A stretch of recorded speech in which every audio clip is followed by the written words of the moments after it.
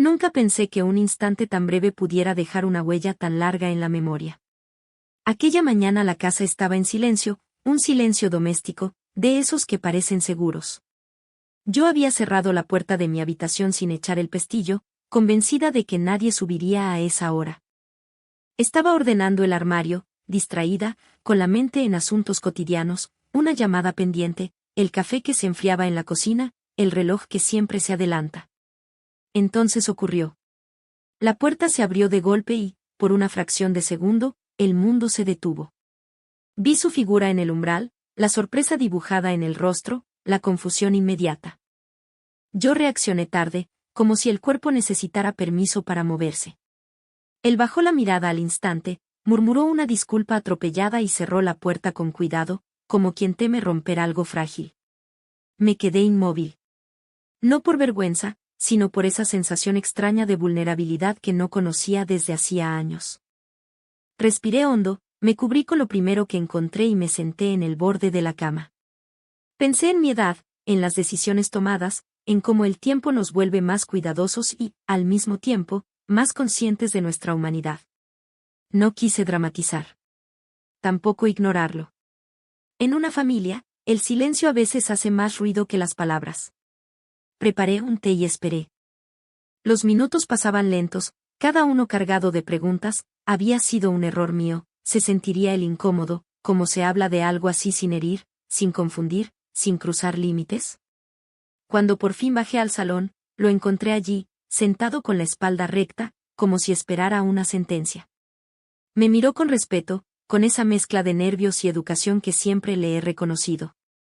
Yo sonreí, no para restarle importancia, sino para abrir una puerta distinta, una que permitiera respirar.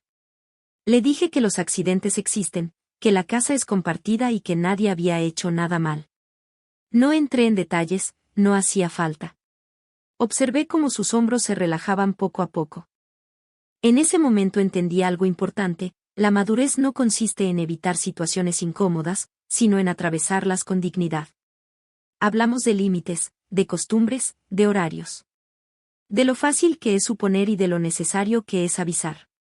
Mientras lo hacía, sentí una calma inesperada. No había reproche, ni insinuación, ni sombras. Solo dos adultos cuidando el equilibrio de una convivencia que merece respeto.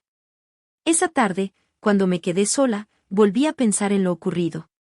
En cómo un instante puede convertirse en una prueba silenciosa de carácter.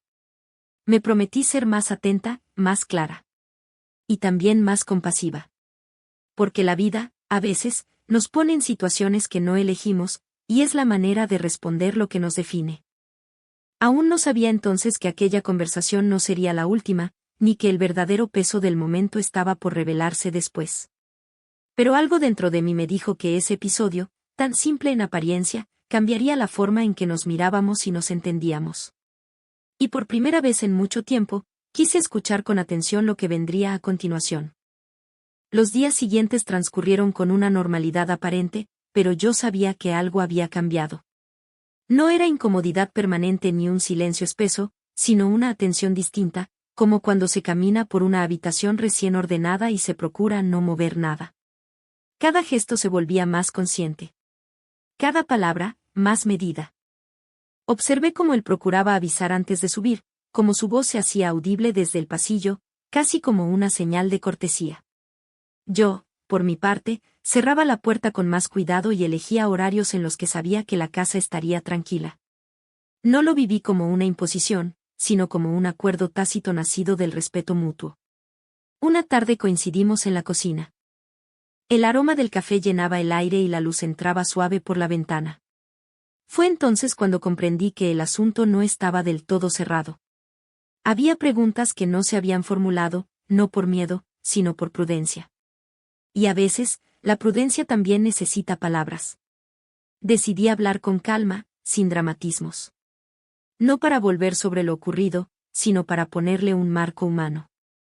Le dije que la vida está llena de momentos inesperados, que nadie está preparado para todos ellos, y que lo importante es cómo seguimos después. Él escuchaba con atención, sin interrumpir, como quien valora cada frase. Me habló de su vergüenza inicial, de su temor a haberme faltado al respeto sin querer. En su voz no había excusas, solo honestidad. Yo asentí, reconociendo ese sentimiento.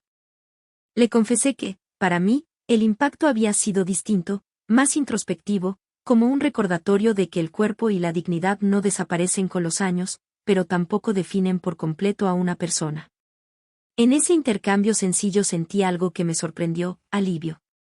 Porque cuando las cosas se nombran con cuidado, pierden su peso excesivo. La casa volvió a sentirse hogar, no un lugar lleno de esquinas incómodas. Con el paso de los días, noté que nuestra relación se había vuelto más clara. No más cercana, ni distante, sino mejor definida. Había límites visibles y, dentro de ellos, una tranquilidad nueva. Comprendí que el respeto no siempre nace de la costumbre, a veces nace de una prueba superada. Me vi reflexionando mucho sobre el paso del tiempo. Sobre cómo, a cierta edad, uno aprende que no todo es blanco o negro, que existen matices que solo se entienden con paciencia. Pensé en cuántas familias se rompen por no saber hablar de lo delicado, por dejar que el malentendido crezca en silencio. Aquella experiencia me enseñó algo valioso: la dignidad no se defiende con rigidez, sino con serenidad. Y la convivencia no se sostiene con normas estrictas, sino con atención y empatía. Creí que todo había quedado atrás. Que la historia terminaba ahí, con una lección discreta y un equilibrio recuperado. Pero la vida rara vez cierra los capítulos tan pronto. Había aún una última conversación pendiente, una que no imaginaba necesaria, pero que terminaría dándole a todo un sentido inesperado. La conversación final llegó sin aviso, como suelen llegar las cosas importantes. Fue una noche tranquila, después de la cena, cuando la casa volvió a quedar en silencio. Yo estaba recogiendo la mesa y él se ofreció a ayudar.